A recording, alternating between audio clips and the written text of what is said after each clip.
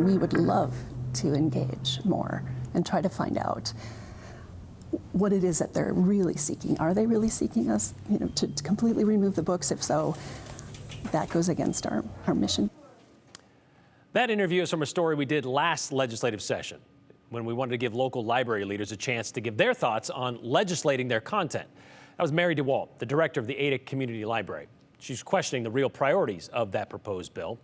Well, that bill failed, but they're back at it again with another bill that is supposed to give us a better idea of those priorities.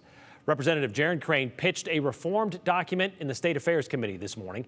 He said it was born out of a compromise with Governor Brad Little. And if you recall last session, the harmful materials in libraries bill, was one signature and then one vote away from a law. The governor vetoed it, saying it contained unintended consequences, and the House failed to override that veto. Andrew Bartline was at the State House today to get the details on what's new for round two. Early morning priorities. It's often based on what's in front of you. Confronting the snowfall today for where it otherwise shouldn't be. They relocate it, the problem goes away. Inside the State House, House State Affairs feels the same sentiment applies to Idaho libraries. It had great support last time, and so we expect the same thing again. Representative Jaron Crane pitched the bill. Yeah. State law already outlines harmful materials for minors. It includes nudity and sexual content. If we gave that material to a kid on the street in downtown Boise, let's say, you would go to jail or have a $1,000 penalty. That is current Idaho law and statute. But inside a library, all of a sudden, that doesn't happen. Crane considers the law inconsistent. This material is bad outside this building and it's bad inside this building. It's for adults. That's not for children. But he's now betting on a better outcome than last year's bill. It garnered mostly majority party support, save one in the state's highest office. But I was disappointed in the veto, and he said, hey, it's not personal. There's a couple of things that I can't agree to and that we need to look at. The governor's transmittal letter explains the bill's proposed $2,500 fine creates a bounty program where parents could hunt for misplaced library materials and scrape in checks off the back of taxpayers. We added in a 30-day written relocation.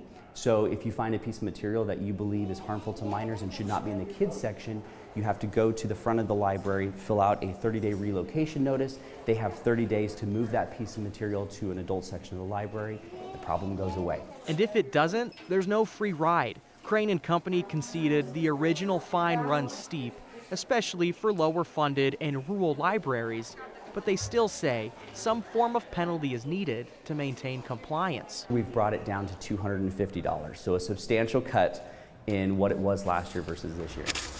Like the snow, lawmakers say some materials are just where they shouldn't be. We're not banning any books. Explaining the majority party push to dictate what books get to go on which shelf. All the things that we do, we try to craft legislation and policy that works towards temperance and morality.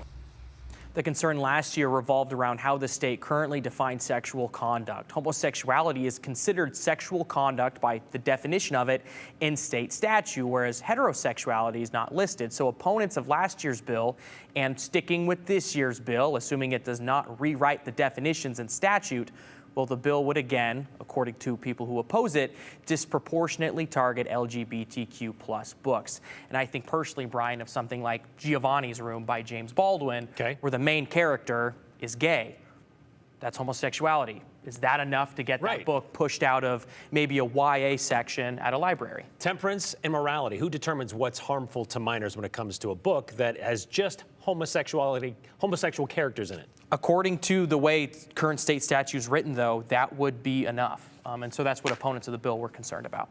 All right. Well, we'll see what happens with this one this time. Thank you very much, Andrew.